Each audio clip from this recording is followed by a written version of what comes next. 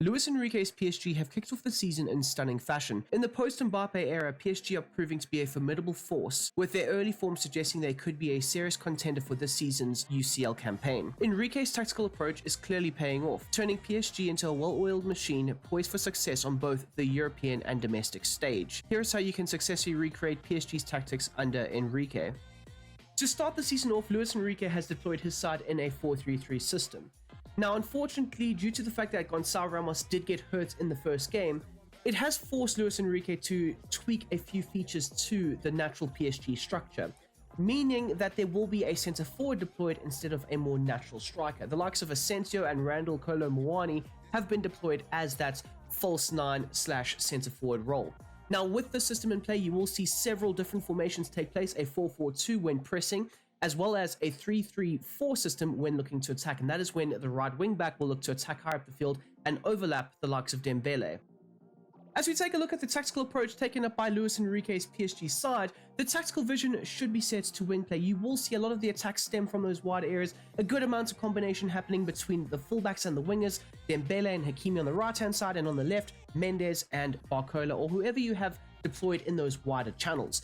Now, essentially, you are trying to create a nice fluid system specifically for the midfield and the center forward to work with and work into, and you'll see a lot of fluidity and rotation occur in those central zones, and that is more so created by the fact that there will be a lot of stretch in the offense generated from the wider flanks. So now that that is out of the way, we'll take a look at the defensive approach for this PSG team, and the defensive style under Enrique is going to be set to pressure on heavy touch. He's all about trying to regain the natural defensive structure of the side, and once that has been formulated, you will see a bit of pressing occur, whether it's the forwards pressing the opposition's backline or the midfield players looking to more or less collapse the midfield zones for the opposition, trying to disturb and break up any potential offensive rhythm that they might be trying to generate. Now, for the team's defensive width, it should be set to 45, creating a nice man-v-man type system all over the field, but also it will allow you to have a slightly more compact natural balance and structure to your side, making it somewhat difficult for the opposition to try and generate that central presence and offensive outlet from the midfield zones. The team's depth should be set to 85,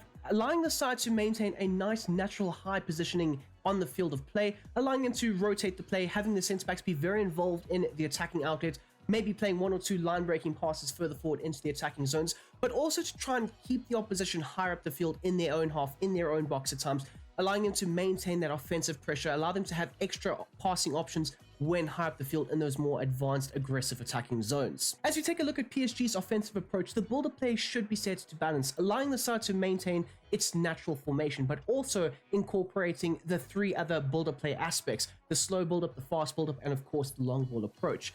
We have seen quite often under a Luis Enrique team stretching to any era that he does like a side building out successfully from the back, having the goalkeeper played into the centre backs or one of the deeper lying midfield players, or even the fullbacks at times, and then establishing that offensive platform to build up off of. But we've also seen players such as Vitinha, João Neves pick up the ball in those deeper zones and spray those longer passes further forward into the pacey wider forwards.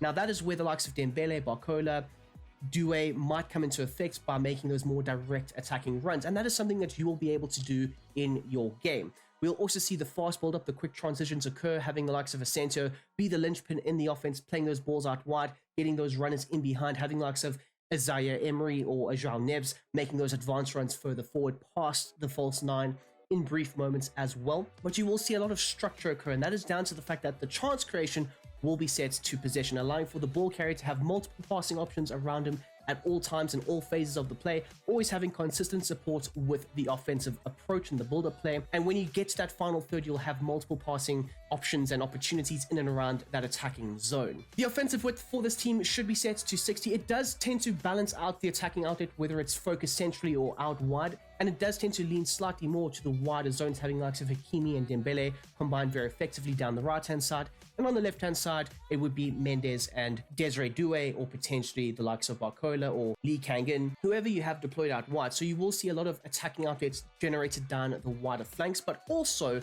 the central zones will be very important in trying to establish that build-up play and also trying to create and almost lockpick the opposition's backline defense. So PSG will look to overload the box, and that is why I have set this to 8, allowing for 4 to 5 players to be in and around those attacking zones. They don't have the most physically gifted front line, but what they do lack in that area, they do make up for it in numbers, and that is why they look to overload those attacking zones for potential crosses or cutback opportunities. And then finally, moving on to the corners and the free kicks, and as per always, it should be set to 4.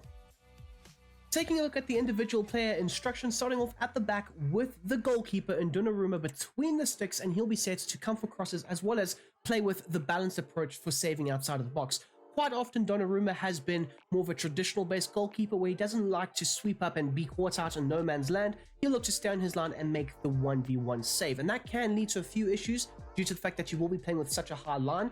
And quite often we have seen in the past PSG be caught out because Donnarumma doesn't want to sweep up behind his backline zones.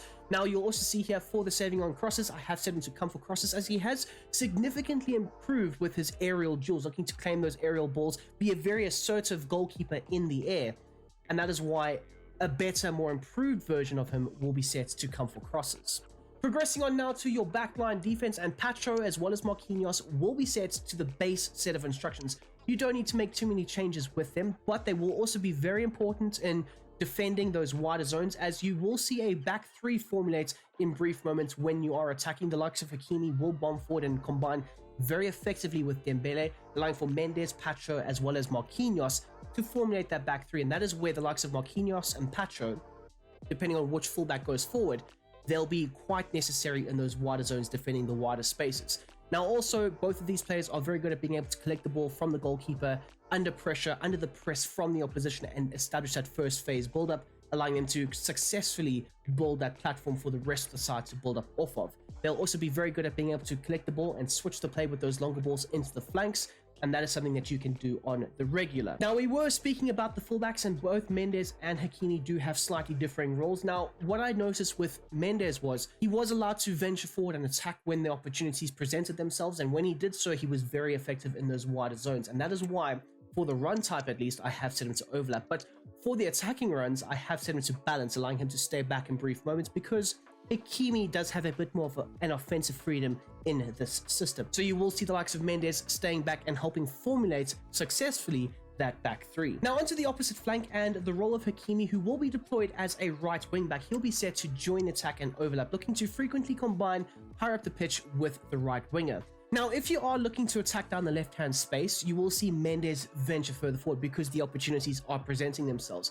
Now, that is where the likes of Hakimi or potentially Vitinha will drop back into that back line, creating a solid back 3 system. And speaking of Vitinha, he'll be set to maintaining a balanced role for the defensive behavior. He doesn't really look to be too assertive or aggressive. He just positions himself in the most opportune defensive areas to try and break up the play from the opposition. The attacking support will be set to stay back while attacking, as he is often the deepest midfield player in the midfield areas, although we do tend to see a lot of rotation, but Vitinha does allow himself to be that deep lying playmaker, and that is why I have set him for his positioning freedom to deep lying playmaker, allowing him to drop quite deep in that first phase, collect the ball under pressure, and then obviously progress it further forward, establishing those passing rhythms, or even spraying the ball further forward into the forward line, allowing for the opposition to be caught out with a quick transition. The two number 8s of Zaire Emery as well as Joao Neves will be set to the same role and instructions, and due to these instructions, you will see them interchanging quite a bit, swapping over sides, attacking, being very fluid with their movements. Now, for the attacking support, you want them to be able to get forward, especially with this false 9 system, consistently looking to combine higher up the pitch with the number 9 or the center forward, and even out wide with the 2 wingers. So get forward will be essential, as well as for the support on crosses, stay on the edge of the box, although because it is set to 8, you will see them every now and then break into the box themselves and attack those central zones or get on the end of crosses or cutback opportunities. The interceptions will be set to normal, and then finally you want them to cover the wing and free roam. This is where the interchangeability will occur, and with a fluid possession-based system that you are trying to run, it is a necessity to have quite a lot of movement higher up the field in that final third areas. Now, both Neves as well as Zaire Emery will be box-to-box players looking to drop quite deep, help defend, collect the ball in those deeper zones, drive forward with it, and trying to establish and create a lot of offense through their individual talents and moments of brilliance. As you'll see here, for the right number 8, you'll have the same role and instructions as well. What the one side will do, the other side will try and do themselves. The center forward in Marco Asensio, or it could be Kolo Muani, they will both have the same role and instructions. They'll be set to stay central. Quite often we saw Asensio dropping quite deep into the midfield looking to combine but he wasn't really drifting out wide. More so the likes of Barcola as well as Dembele had those wider regions of the field locked down in full effect. Now, a key aspect to the centre forward role will be the fact that he will be deployed as a false nine, dropping quite deep, dropping into the midfield zones and interchanging and exchanging passes very often with that midfield three, which were also very free and fluid and rotating all over the place. Now, the interceptions will be set to normal, but every now and then you will see Asensio in real life, or potentially Randall Kolo Muani, pressing the opposition backline, pressing the goalkeeper, making sure that they are trying to hurry up the potential build-up play that they are trying to establish. And then finally, the defensive support will be set to basic, not always dropping too deep, but he can do so, or potentially stay further up the pitch and be a linking chain in any potential swift transitions. Now onto the left flank, and the likes of Barcola, who has had a fantastic start to the season. He will be the attacking threat down the left-hand side more times out, looking to stretch the play, looking to be in those wider zones, and look to arc his runs into the attacking central spaces. For the defensive support, he will be set to maintaining a basic defensive support, not always looking to help back that much, but he can do so if needed and required. Now, the most important feature to how he plays is he does tend to hug the touchline. He is very much a touchline winger, looking to attack down those wider spaces, and like I said, arc his runs in behind. Now, you want him to get in behind quite a lot, as the likes of Neves, Vitinha, Zaire Emery do require him to make those extensive runs so that they can play those direct through balls into the attacking wide left space. As you'll see here for the interceptions, it will be set to normal, and then like I mentioned earlier, arcing his runs into the central zones to try and get on the end of crosses or cutbacks is absolutely essential, and that is why he will be set to get into the box. For the right winger in Ousmane Dembele, he'll be set to also maintaining a basic defensive support. He does tend to drop quite deep at times, help support the likes of Hakimi, especially down this right-hand side where Hakimi will look to attack a fair amount. But the key difference that we do see between the left and the right is Dembele does have a free roaming role. Now, essentially, he won't drift all over the place and into the midfield zones, but he does tend to drift between the half space and, of course, the attacking zone down the right-hand side, looking to vacate that space in certain moments for Hakimi, who will look to bomb forward. So you want him to have that nice ability to drift in and out of those central channels. The support runs will be set to maintaining a balanced support, allowing him to break it behind using his pace very effectively, or he can be a hold-up player, be a bit more of a target man back into the opposition fullback, hold up the play, and link it up very nicely with the surrounding players.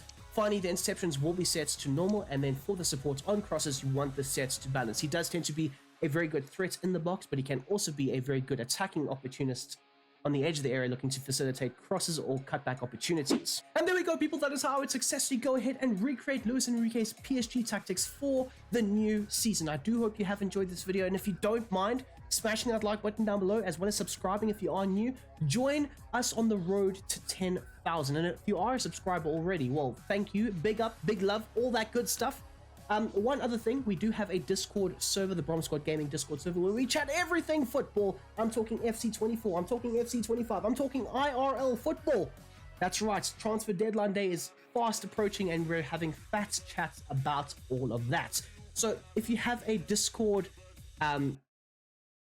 account, I guess, please go ahead, the link will be down below, click on that, join up, and have some fat chats with all of us on the Discord already.